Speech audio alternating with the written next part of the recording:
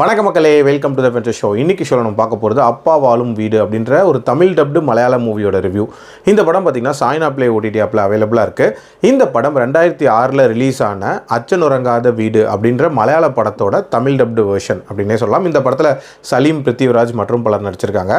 பாதிக்கப்பட்ட ஒரு பொண்ணோட குடும்பம் என்ன மாதிரியான சஃபரிங்ஸை ஃபேஸ் பண்ணுறாங்கங்கிற மாதிரியான ஒரு தீமில் நகரக்கூடிய கதை. அந்த குடும்பம் யாரோடைய குடும்பம்னு பார்த்திங்கன்னா நம்ம சலீமோட குடும்பம். இந்த குடும்பத்தில் 3 பெண்கள் இருக்காங்க. இவரோட மனைவி ஆல்ரெடி இறந்து போயிருப்பாங்க. அதில் பொண்ணுக்கு கல்யாண லைஃப்பில் நிறைய பிரச்சனைகள் இருக்குன்ற மாதிரி காட்டுவாங்க. அண்ட் 2வது பொண்ணு பெருசாக படிக்கலை அப்படின்றனால அவங்க வீட்டை மேனேஜ் பண்ணிக்கிட்டு இருக்கும். அண்ட் 3வது பொண்ணு நல்லா படிக்கும் அப்படின்றனால இவருக்கு பயங்கரமான ஹோப் அந்த பொண்ணு மேலே. அவளை எப்படியாவது டாக்டர் ஆக்கணும் அப்படின்ற கனவோட இருப்பார். திடீர்னு ஒரு நாள் அந்த பொண்ணு ஸ்கூல்லேருந்து ரிட்டர்ன் வரவே இல்லை அப்படின்ற மாதிரி சொல்கிறாங்க. அதுக்கப்புறம் ஒரு ஷாக்கிங்கான நியூஸ் இவங்களுக்கு வருது. அதாவது அந்த பொண்ணு ஒரு பணக்கார வீட்டு பையனோட ஓடி போயிடுச்சு அப்படின்ற மாதிரி சொல்கிறாங்க. ஸோ இவங்களும் திரும்பி வரும் அப்படின்னு சொல்லிட்டு 15 நாள் கிட்டத்தட்ட வெயிட் பண்ணுறாங்க. அதுக்கப்புறம் அதோட ஷாக்கிங்கான ஒரு நியூஸ் வருது. அதாவது ஒரு செக்ஸ் டிராஃபிக்கிங் கும்பல் கிட்ட இந்த பொண்ணு மாட்டி இங்கே போலீஸ் மீட்டு அவளை கொண்டு வராங்க அப்படின்ற மாதிரி காட்டுறாங்க. ஸோ அந்த பொண்ணு எப்படி அங்கே மாட்டினா, அவள் வந்ததுக்கப்புறம் இந்த குடும்பத்தில் என்னென்ன சம்பவங்கள் நடக்குது, அண்ட் பிருத்திவிராஜ் எப்படி இதில் ட்ராப் பண்ணப்படுறாரு, அண்ட் டுவர்ட்ஸ் எண்ட் என்ன ஆகுதுன்ற மாதிரி நிறைய விஷயங்களை சொல்லக்கூடிய ஒரு படம் தான் இந்த படம்.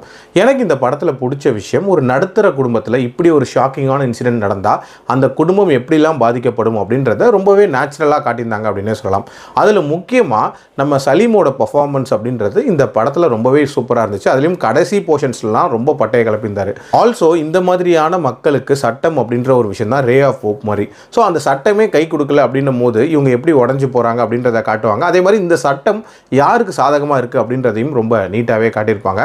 ஆல்சோ நிறைய எமோஷனல் மூமெண்ட்ஸ் அப்படின்றதுமே இதில் நல்லா ஒர்க் அவுட் ஆயிருந்துச்சு. ஒரு வித்தியாசமான கிளைமேக்ஸோட முடிச்சிருப்பாங்க அப்படின்னே சொல்லலாம். ஆனால் என்ன, இந்த படம் 2006 வந்த படம் அப்படின்றனால ஒரு சில காட்சிகளை ஸ்டேஜ் பண்ண விதம், அதே மாதிரி அந்த வே ஆஃப் ஸ்டோரி டெல்லிங் அப்படின்றதெல்லாம் கொஞ்சம் அவுடேட்டட் அப்படின்ற மாதிரியான ஒரு ஃபீல் இருந்துச்சு.